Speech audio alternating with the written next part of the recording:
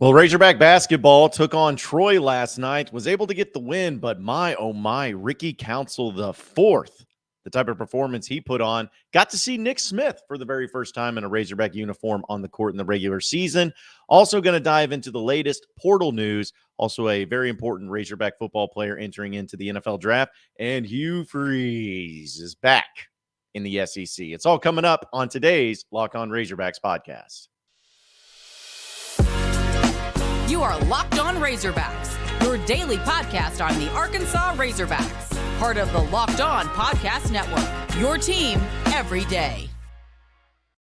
And welcome into the Locked On Razorbacks podcast. I am your host, John Nabors. I am also the host of Out of Bounds. You can catch every weekday afternoon from 1 to 4 on 103.7 The Buzz and 103.7thebuzz.com.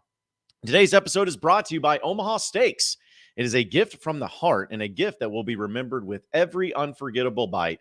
Order with confidence today, knowing you're ordering the very best. Visit omahasteaks.com and use promo code LOCKEDON at checkout to get an extra $30 off your order.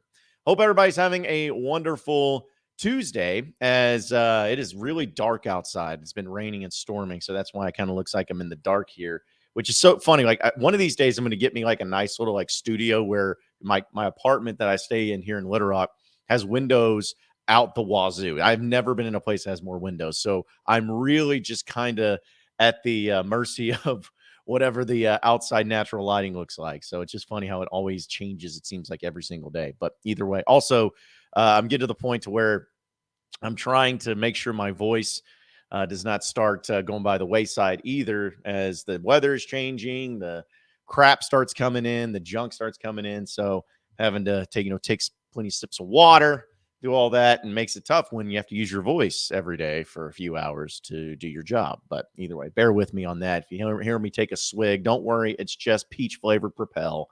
It's nothing else. But lots of things to talk about, though, today here on the podcast. And I want to start with Razorback Basketball last night because I know, listen, everybody's excited about Razorback Basketball right now. In fact, I thought it was so awesome that I've been doing the YouTube side of things here on the podcast for nearly a year now. And, of course, it's grown and it's been awesome. And I love being on YouTube and having that video aspect of it because a lot of you do as well. But my most watched video ever since starting this podcast on YouTube happened last week talking about Razorback Basketball. So to say that Razorback Basketball fans are pumped about this team is an understatement, to say the least. But last night, Arkansas was able to play Troy, and they won 74-61. Now, this game was a battle. Arkansas, for the most part, did not lead in this game. In fact, Troy was actually taking care of business for the majority of the game going into the second half. And I got to give a lot of credit to Troy. Troy's a feisty team. They're a salty team. I know that they're a team that nobody really mentions or really talks about, but after watching them and seeing how effective they are from three-point land, especially, and how they're pretty fundamentally sound, they're a well-coached team. So got to give a lot of credit where it's due. So they were a feisty team, but Arkansas was able to pull away in the end, ended up going on a 17-0 run to close out shop and end up getting the victory by 13 points. And there's a few things that we'll dive into when it comes to some notes, but I don't think you can even talk about this game without bringing up once again Ricky Council the fourth. Goodness gracious, this kid. Now, I know that, just a real quick plug, he's actually going to start joining me on my radio show on Out of Bounds on 103.7 The Buzz every week starting next week. So I'm really excited about that. But honestly, I never would have dreamed when I looked at this team and this roster before the season started that without a doubt the most consistent, best player on this team, which I'm not saying that is a slight against anybody else, but as far as consistency goes, that Ricky Council the fourth would be that guy. You know, we haven't seen much of Nick Smith. We'll talk about him in a second. Anthony Black has been really good as well. He's been very good for Arkansas, and we've seen guys like Trevin Brazil be able to bring it a little bit too here and there. But consistency is key, and Ricky Council has it. Last night, my goodness gracious, 27 points for this man. Goes 12 of 18 from the field, is able to get 3 rebounds as well as a steal, only has 2 turnovers. Now, so he's not going to be pumping up the stat sheet as much as maybe some of the other guys do, but 27 points out of this guy. And once again, I wish I could show it if it wasn't for copyright, but the dunk that he had last night where he just tomahawks that sucker and just, wow. I mean, I've never seen anything like it. I tweeted out last night that there is, just in my lifetime, because I know some of you of the older generation are going to start yelling at me because, you didn't know this guy. Well, in my lifetime, the best dunkers I've ever seen at Arkansas have been Derek Hood, Brandon Dean, and Michael Qualls. Gafford was in there too. But the thing about Gafford that I always looked at is just he was so big and long, that really helped him out. But Qualls and Brandon Dean to me were always the best ones because they didn't have extreme height. I think Qualls was like 6'5", Brandon Dean was like 6'1". So I think that's always given like an extra boost of ability whenever you're on the smaller side and able to dunk, and that's what Ricky Council is able to do. And he might be the best dunker I've seen in a Razorback uniform. He might be better than Qualls and better than Brandon Dean. We'll see. We'll see. A lot of season left, but he's just incredible. And had an awesome dunk last night where he is just continuing to show that consistency, and he's a very high-energy guy. He plays really good defense, too. He's the all-around player that you would want. And I just look at it, I was like, how did Wichita State let this guy get away? My goodness, I know that transfers happen, but the fact that Arkansas is able to get 2 transfers this year in Ricky Council and also Trevin Brazil, those 2 guys alone, the fact that those teams that they came from, Wichita State and Missouri respectively, have to be just kicking themselves for letting these guys go. I think these might be, like we talk about transfers with Muss. I felt like always that Justin Smith was the best transfer that Arkansas was able to get under Muss. And there's been a lot of good ones. I'm not saying there hasn't been. I thought Justin Smith, though, was the best one. I think Ricky Council is overtaken that. I think Ricky Council is the best transfer player that Muss has gotten since he's been at Arkansas. And Trevin Brazil, I know that sometimes he has incredible games and sometimes not so much. So a little inconsistent there. But he has the ability to have an incredible game, too. So he's right there in the mix. But the fact is that you have a player that has a great ability to get to the basket. He's a great dunker, as we know. He's solid from the free throw. His three-point shooting is fine. It's not great, but it's fine. He's got really good defense. He's got a high motor. He's very intelligent when it comes to the way that he plays the game. And honestly, he doesn't turn it over very often. So he's got kind of the whole package there. And other guys have struggled. Like Arkansas had 15 turnovers last night, which is way too many. Trevin Brazil, he did not have a great game. He had 5 turnovers in the match. He played 25 minutes, 5 turnovers. Did have an assist and 2 steals, so that was nice. But Council was definitely the dude, and it's so much fun to watch him. It's so much fun to see how he plays and the way he brings it each and every game. Other guys, though, of note, like Anthony Black had a nice game. He had 14 points, 8 rebounds, man. And when you're 6'7", you can do so much. He had 3 assists, also 2 steals and a block. So he played every second of this game, too. Anthony Black did, all 40 minutes. So really good performance out of him. Makai Mitchell came in. He's one of those guys that he either starts really good or you just don't hear from him again. But he had 14 points and 9 rebounds, almost got a double-double. And he also had 3 blocks to go along with it, too. So really good performance out of him. You had Kamani Johnson come in for 33 minutes. He played a lot, but he had 8 points as well as 3 rebounds and a steal and a block. So he was able to take care of business there. So overall, it was a really good game, especially there in the end, because it was really Ricky Council's the one that took over. He was the one that was able to bring it to that next level too. Now, we got to talk about Nick Smith Jr., though, because Nick Smith Jr.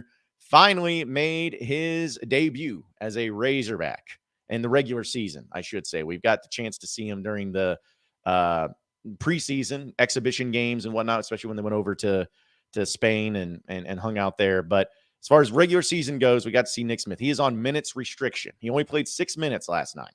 He went 0 of 2 from the field, 0 of 1. He did have 1 rebound, and that was it. So it was highly anticipated of him coming in. And I love the fact that he was able to get a great standing ovation by Razorback fans, which was such a cool thing. And him thanking the Razorback fans on Twitter afterwards. He's wanting to play. He really is. And he's got a kind of the knee thing. And I know that Coach Muss said after the game that they have him on those minutes restrictions. We'll see how it goes, how it plays out. And they're going to kind of relate to what the trainer says and the health professionals say for him.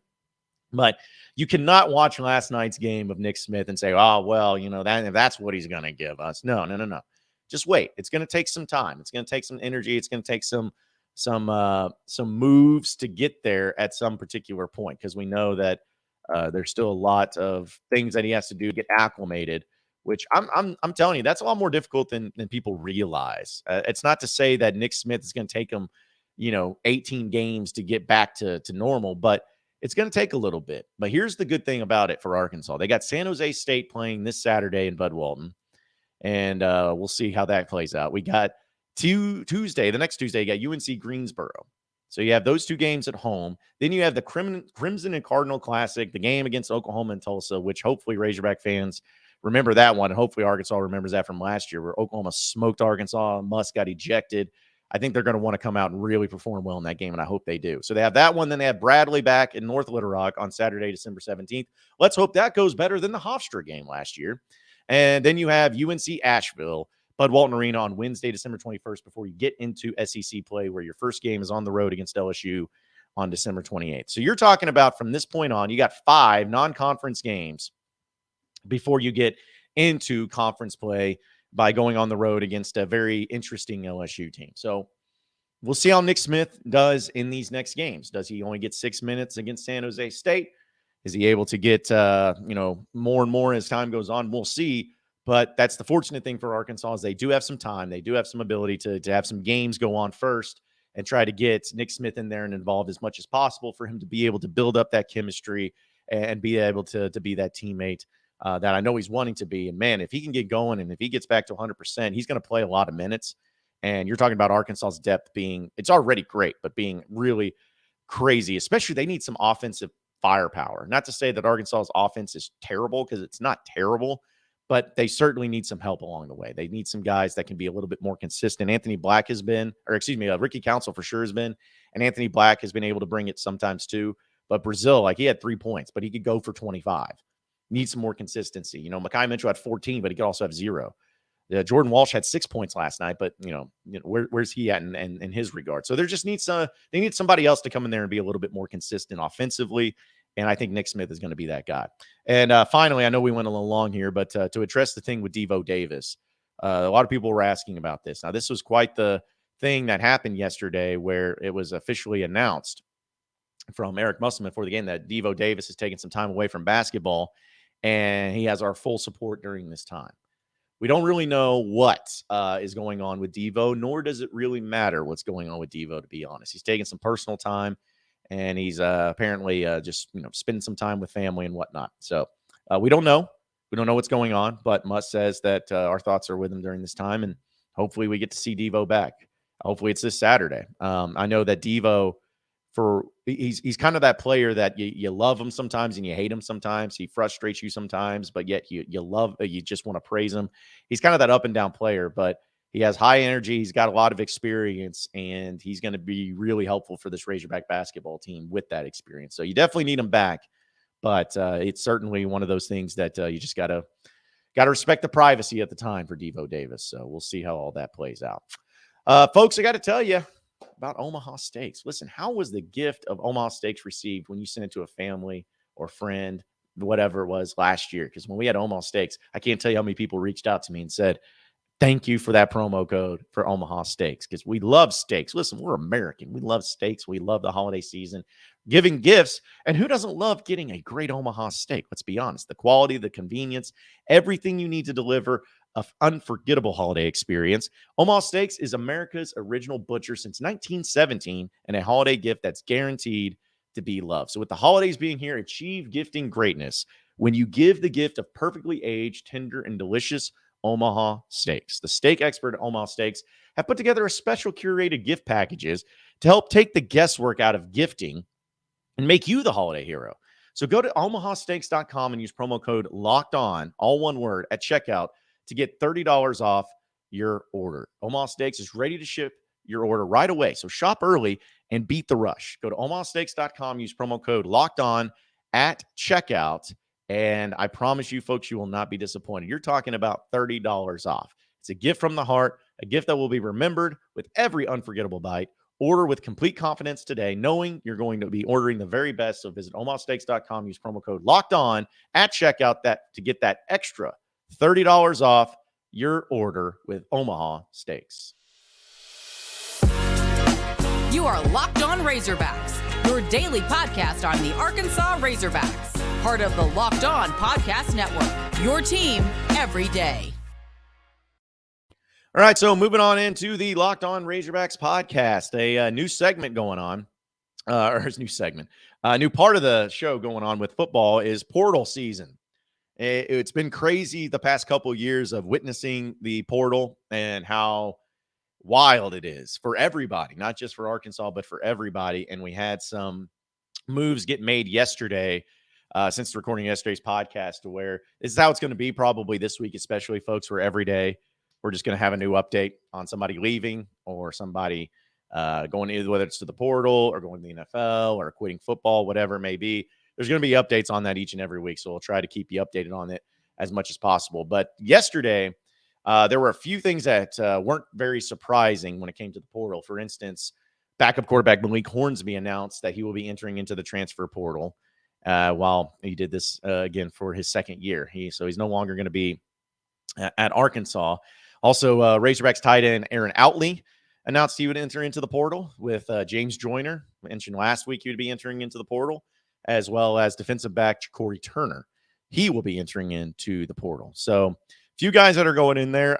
No one really big of note as far as starters go or anything like that. I know Slusher's been kind of the biggest loss to the portal for Arkansas thus far, but Malik Hornsby, it's not surprising. I wish Malik nothing but the best of luck. I really do. He had an interesting career here at Arkansas, and it's weird that he entered into the portal last year and then got back out of it, started playing Arkansas, but he had to agree to play some wide receiver, and he did. But then Arkansas didn't really have the best option there, quarterback, so then he came. I don't know. It was just a weird deal. And so he was highly regarded, though, coming out of high school, but just couldn't get it. Had great athleticism, but his throwing ability, his decision-making just never really got to where it needed to be. And so he's going to be moving on. And I hope he finds a place to where it fits him and where he can really flourish, because I think he's got a lot of athleticism and I think he has a lot of things that he can add to the quarterback position. So wish him nothing but the best of luck with him moving on, as well as all the players. Like Aaron Outley, I get it, man. Arkansas's got like 3 4-star tight ends coming in this next high school class. So Aaron Outley's like, you know what? I'm just going to try to find somewhere else to go to as well. But those are kind of the big names, or the names of note that people mentioned. But there is one particular player, though, that is moving on to the NFL, and that is wide receiver Jadon Haselwood. Jadon Haselwood was a highly, highly regarded player coming in. I mean, he was a 5-star player in high school.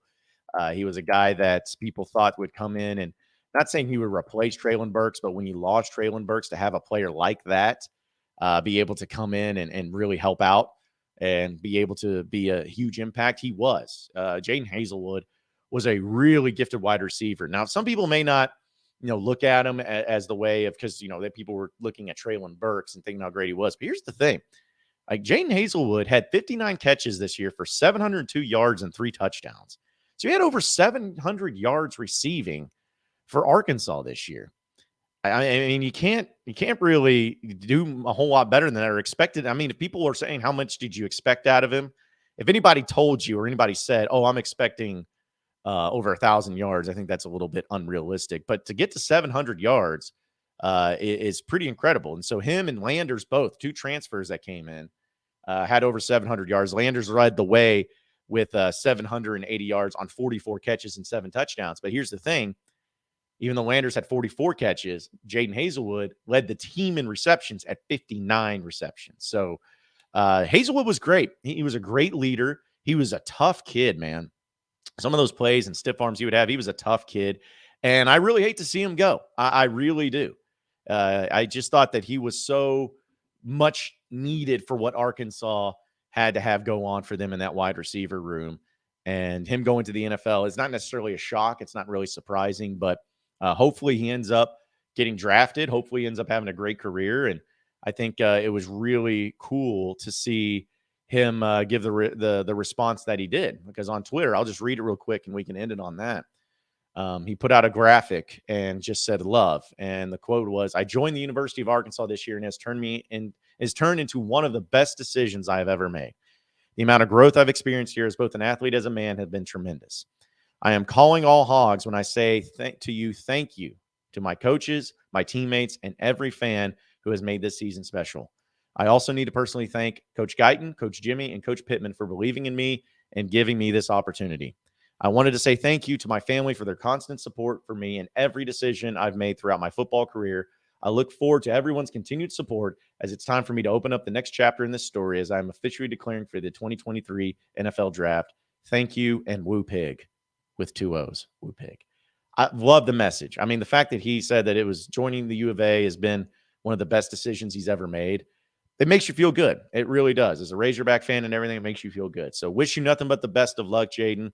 It was awesome to see you in a Razorback uniform, and I really hope that you ball out and just go nuts there in the NFL because you absolutely deserve it. So thank you for being on the Razorback football team this past year. Thank you because you could have gone anywhere. Like, you could have gone anywhere, but the fact you came to Arkansas was awesome. So appreciate that, and can't wait to see what you do in the next chapter of your football career. We will get into some funny, crazy news in the SEC and have some reactions to that, dealing with a new coaching hire on the other side of the break here on the Locked On Razorbacks podcast. You are Locked On Razorbacks, your daily podcast on the Arkansas Razorbacks, part of the Locked On Podcast Network, your team every day. All right, so final segment of the Locked On Razorbacks podcast. So Hugh Freeze is back in the SEC. He was officially hired at Auburn. He is the new Auburn head coach, which the Lane Kiffin thing fell through. And hiring Hugh Freeze, I'll be honest about it. Like, for Auburn, that's a good hire. I mean, he has proven that he can win in the SEC. He has proven that he can beat Nick Saban in Alabama. He did it a few times at Ole Miss. But the only problem with him is that he was cheating to get all those big-time recruits at Auburn or at Ole Miss. Well, now with the NIL, you don't have to worry about cheating, Hugh. You can get those players by, I guess, legally, shadiness, gray area, whatever, but you can do it. So if he can just get some big-time recruits to go to Auburn, I don't see any reason why they can't be successful because, again, Hugh Freeze has proven it. But great hire for him, and I think that they should be excited. But here's kind of the funny thing about it all. So in his contract, check this out. In Hugh Freeze's contract, it's included a social media agreement. This is according to Pat Forty of Sports Illustrated. It says multiple sources say Freeze has agreed to relinquish control of his social media accounts when he becomes the Auburn head coach. The background check on Freeze was extensive, and the school hired a PR consultant to handle the expected blowback and bringing him aboard. They are jumping through a lot of hoops to make sure that they hire Hugh Freeze.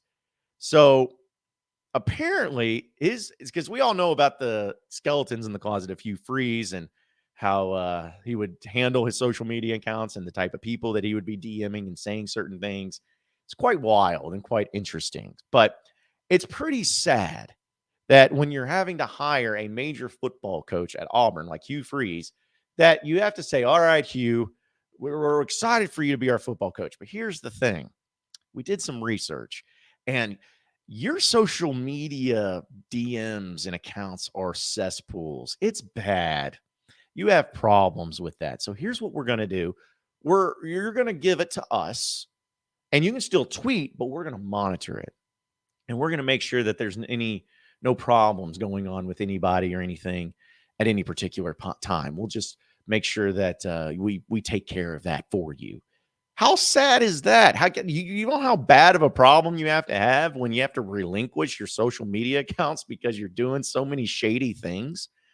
Goodness gracious. And then you add into the mix of thinking about Auburn and hiring Hugh Freeze, knowing what he did, knowing the stuff that went on Ole Miss, not only with the recruiting violations, all that, but also with the side pieces and the extra hustle he was doing outside of his marriage. There's just a lot of red flags that could pop up. But the weirdest thing about it is because Auburn reportedly was trying to find certain things on Brian Harsin to try to trap him into a situation where they could fire him for cause, alleging that he was having an affair with students or, employees, whatever it was. They were trying to find some dirt on him and they couldn't. So I'm like, so Auburn hired a man that did do those things.